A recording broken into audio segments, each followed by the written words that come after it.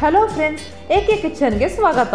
ಇವತ್ತು ನಾನು ತುಂಬ ಸಿಂಪಲ್ ಹಾಗೂ ಆರೋಗ್ಯಕರವಾದ ಒಂದು ಸ್ವೀಟ್ ರೆಸಿಪಿಯನ್ನು ತೋರಿಸ್ತೇನೆ. ಇದು ಗೋಧಿ ಹಿಟ್ಟಿನಿಂದ ಮಾಡಿಕೊಳ್ಳಬಹುದಾದ ಒಂದು ಸುಲಭವಾದ ಹಲ್ವಾ ರೆಸಿಪಿ. ಇದನ್ನು ಮಾಡಲಿಕ್ಕೆ ನಾನು ಮೊದಲು ಅರ್ಧ ಕಪ್ನಷ್ಟು ತುಪ್ಪವನ್ನು ಒಂದು ಬಾಣಲೆಯಲ್ಲಿ ತಗೊಳ್ತಾ ಇದ್ದೇನೆ. ಇದೇ ಕಪ್ನಲ್ಲಿ 1 ಕಪ್ಗೆ ಆಗುವಷ್ಟು ಗೋಧಿ ಹಿಟ್ಟನ್ನು ಹಾಕಿಕೊಂಡು ತುಪ್ಪದಲ್ಲಿ ಫ್ರೈ ಮಾಡಿಕೊಳ್ಬೇಕು. ಇದು ಮಾಡಲಿಕ್ಕೆ 15 ರಿಂದ 20 ನಿಮಿಷ ಸಾಕು. 5 ರಿಂದ 10 ನಿಮಿಷ ಈ ರೀತಿ ಇದನ್ನು ರೋಸ್ಟ್ ಮಾಡಿಕೊಳ್ಬೇಕು.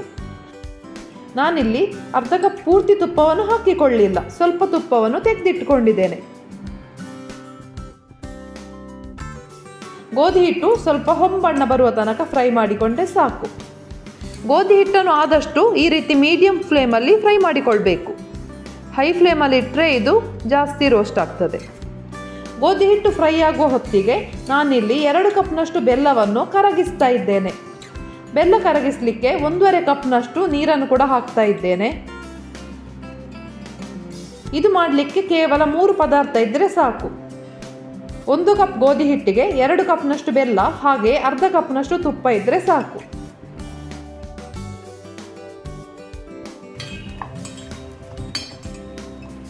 ಈ ರೀತಿ ಬೆಲ್ಲ ಪೂರ್ತಿಯಾಗಿ ಕರಗಿದ್ರೆ ಆಯಿತು. ಇದನ್ನು ಪಾಕ ಬರಿಸಿಕೊಳ್ಳುವ ಅವಶ್ಯಕತೆ ಇಲ್ಲ. ಈಗ ಗೋಧಿ ಹಿಟ್ಟು ಚೆನ್ನಾಗಿ ರೋಸ್ಟ್ ಆಗಿದೆ. ಇನ್ನು ಇದಕ್ಕೆ ಆಗಲೇ ಕರಗಿಸಿಟ್ಟ ಬೆಲ್ಲವನ್ನು ಸೋಸಿ ಹಾಕ್ತಾ ಇದ್ದೇನೆ.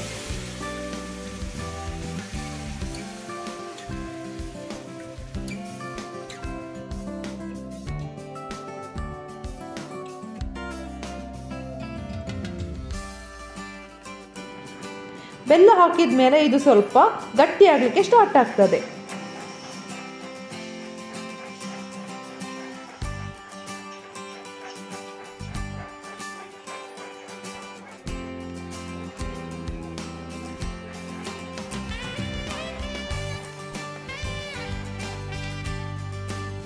ಅರ್ಧ ಕಪ್ನಲ್ಲಿ ಆಗಲೇ ಸ್ವಲ್ಪ ತುಪ್ಪವನ್ನು ಉಳಿಸಿಕೊಂಡಿದ್ದೆ, ಅದನ್ನು ಈಗ ಹಾಕ್ತಾ ಇದ್ದೇನೆ. ಬೇಕಿದ್ರೆ ನೋಡಿ ಸ್ವಲ್ಪ ತುಪ್ಪವನ್ನು ಹಾಕಿಕೊಳ್ಳಬಹುದು.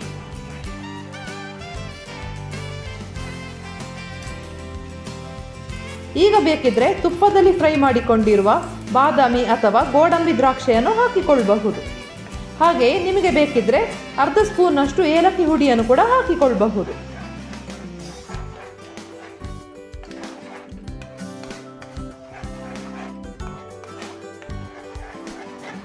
ಈ ರೀತಿ ಇದು ದಪ್ಪ ಆಗ್ತಾ ಬರ್ತದೆ.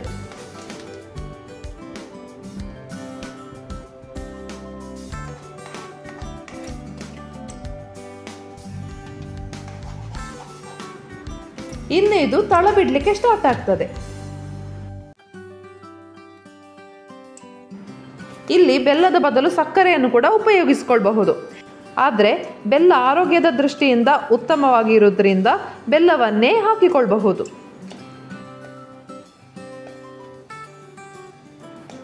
ಈ ರೀತಿ ಇದು ಗಟ್ಟಿಯಾಗಿ ತಳ ಬಿಡ್ಲಿಕ್ಕೆ ಸ್ಟಾರ್ಟ್ ಆದಾಗ ಇದನ್ನು ಆಫ್ ಮಾಡಿಕೊಳ್ಳಬಹುದು. ಈ ರೀತಿ ಒಂದು ಮುದ್ದೆಯಾಗಿ ಬರ್ತದೆ. ಈಗ ಇದನ್ನು ಒಂದು ತುಪ್ಪ ಸವರಿಟ್ಟ ಪ್ಲೇಟ್ಗೆ ಟ್ರಾನ್ಸ್ಫರ್ ಮಾಡುವ.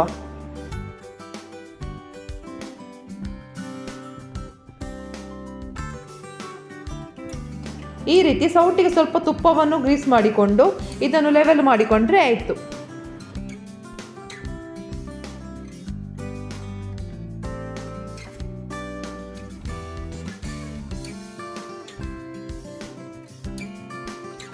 ಇನ್ನು ಇದನ್ನು ತಣ್ಣಗಾಗಲಿಕ್ಕೆ ಇಡುವ.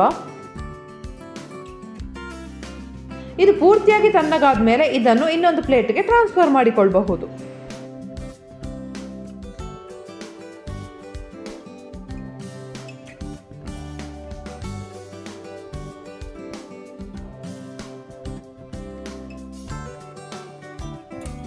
ಈಗ ಇದನ್ನು ನಿಮಗೆ ಬೇಕಾದ ಶೇಪ್ಗೆ ಕಟ್ ಮಾಡಿಕೊಂಡ್ರೆ ಆಯಿತು.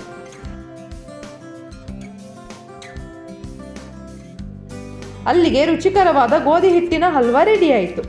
ಈ ವಿಡಿಯೋ ನಿಮಗೆ ಇಷ್ಟ ಆಗಿದ್ದಲ್ಲಿ ನೀವು ಕೂಡ ಒಮ್ಮೆ ಟ್ರೈ ಮಾಡಿ ನೋಡಿ. ಹಾಗೆ ನಮ್ಮ ಚಾನಲ್ಗೆ ಸಬ್ಸ್ಕ್ರೈಬ್ ಮಾಡಲು ಮರಿಬೇಡಿ. Thank you.